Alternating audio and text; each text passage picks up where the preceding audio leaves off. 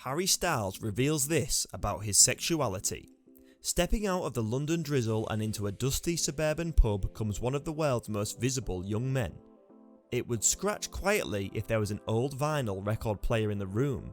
Instead, the 24 spectators become hushed and focus, as if a unicorn has just walked in off the street, and no one wants to startle it. In this pub, a young man whispers, "That's frickin' Harry frickin' Styles." When asked what he wants to drink, the pop star quietly orders a cup of tea in a voice already tinged with undertones. Styles, a former teen idol who is now 25, is a happier and rockier solo artist after the breakup of his boy band One Direction a few years ago. He has hidden inside a large, swamp green parka. He's tall, about 6 feet tall, and he walks with a slight stoop. Styles could drink in pubs like this anonymously enough if he could just change his appearance from the neck up. Elfin brow, wide Joker smile and a face that's recognised across multiple continents. He removes the parka as is, the cover blown away, the planet Saturn is depicted on a woolly jumper underneath. Perhaps they've heard of Styles as well. Hey everyone, welcome to our channel Celebrity Fame. In today's video we're going to talk about Harry Styles revealed about his sexuality. So if you want to know all about it, then keep watching our video till the end. We sit in the far corner. Conversations at nearby tables begin to sputter as people try to keep their own conversations going while straining to hear what Styles says. I inquire about the bizarre nature of this and other aspects of celebrity. Full stadiums, adoring fans and an abundance of opportunity and cash, why hasn't Styles become a complete human being by now? At a similar point in his career, Keith Richards imagined himself as the leader of a travelling nation state free of international law. Elton John was heavily addicted to cocaine. Meanwhile, Harry is regarded as a bit of a freak in the music industry, having maintained abnormally high levels of civility in his system. Styles tilts his head, flattered. There are others, he promises, people who are successful and still nice. It's when you meet people who are successful and aren't nice, you think, what's your excuse? Because I've met the other sort. Styles read Keith Richards' autobiography a while back and he recently finished Elton's too.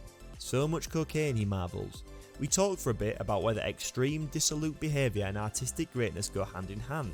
Styles, who has just released his second solo album, Fine Line, the penultimate track of which is called Treat People with Kindness, has to hope not. I just don't think you need to be a dick to be a good artist. But then, there are also a lot of good artists who are dicks, so maybe I need to start scaring babies in supermarkets. A couple of lads hustle over to offer drinks. A photo is requested. They say they'll wait.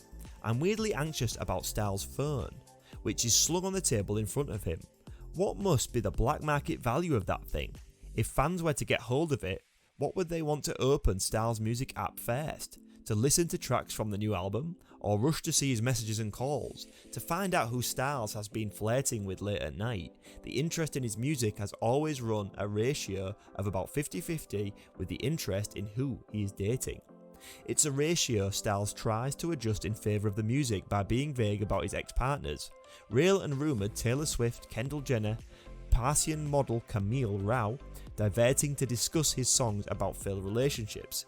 A year ago, when Styles was floating around near this pub in North London where he lives, in California where he tends to record, looking for inspiration for the new album, his close friend Tom Hull told him, just date amazing women or men or whatever, who are going to f*** you up, let it affect you, and write songs about it.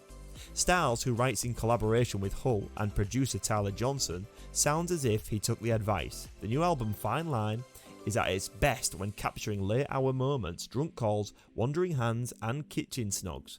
A golden haired lover cares. There are up tracks and down tracks with some trippy delirium and harpsichord era stones, others with angsty Britpop swell of strings. While I listened, I couldn't help scribbling down names and possible subjects on the lyric. There's a piece of you in how I dress. I wrote maybe Kendall in a song about a lover. Way too bright for me, surely Taylor. Styles says he keeps to a general rule. Write what comes and don't think about it too much afterward. The only time he worries about an individual lyric is if it risks putting an ex in a difficult position. If a song's about someone, is that fine? Or is that going to get annoying for them if people try to decipher it? Has he ever gotten that judgment call wrong and taken a blocking from an angry ex? Style raises an eyebrow, maybe ask me in a month. I quiz him on something I've often wondered about. Why are the very famous so inclined to hook up with the very famous?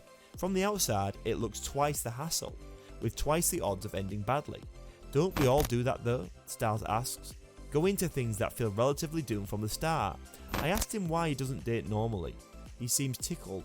I mean, I do. I have a private life. You just don't know about it. Styles doesn't particularly like being asked about his love life, but is amused all the same, as he is about most things. When I ask about the logistics of someone as well known as him dating someone anonymous, do you need to give them like some sort of primer? Styles snorts with laughter. Home feeling isn't something that you get from a house, he told the magazine. It's more of an internal thing. You realise that when you stop for a minute.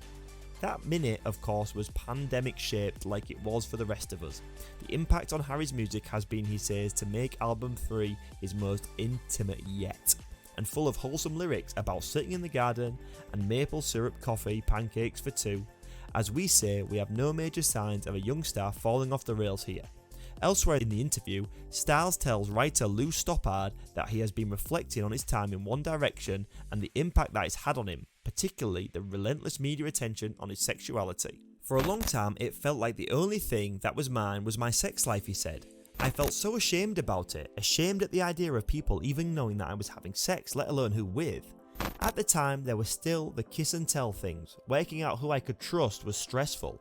But I think I got to a place where I was like, why do I feel ashamed? I'm a 26-year-old man who's single. It's like, yes, I have sex. Talking about his sexuality, he added, I've been really open with it with my friends, but that's my personal experience, it's mine. The whole point of where we should be heading, which is towards accepting everybody for being more open, is that it doesn't matter, and it's about not having to label everything, not having to clarify what boxes you're checking. With Harry's house and a couple of extremely interesting film projects on the way, including gay drama My Policeman and starring in Olivia Wilde's Don't Worry Darling alongside Florence Pugh, there is every chance Harry Styles is set to reach another level of stardom in 2022. One as by critical acclaim as the adoration of a generation of pop fans. It's something he sounds typically, almost disappointedly level-headed about. Finally, it doesn't feel like my life is over if this album isn't a commercial success, he said. I just want to make stuff that is right, that's fun in terms of the process. That I can be proud of for a long time, that my friends can be proud of, and that my family can be proud of, and that my kids can be proud of one day too. And with that, we've come to the end of our video.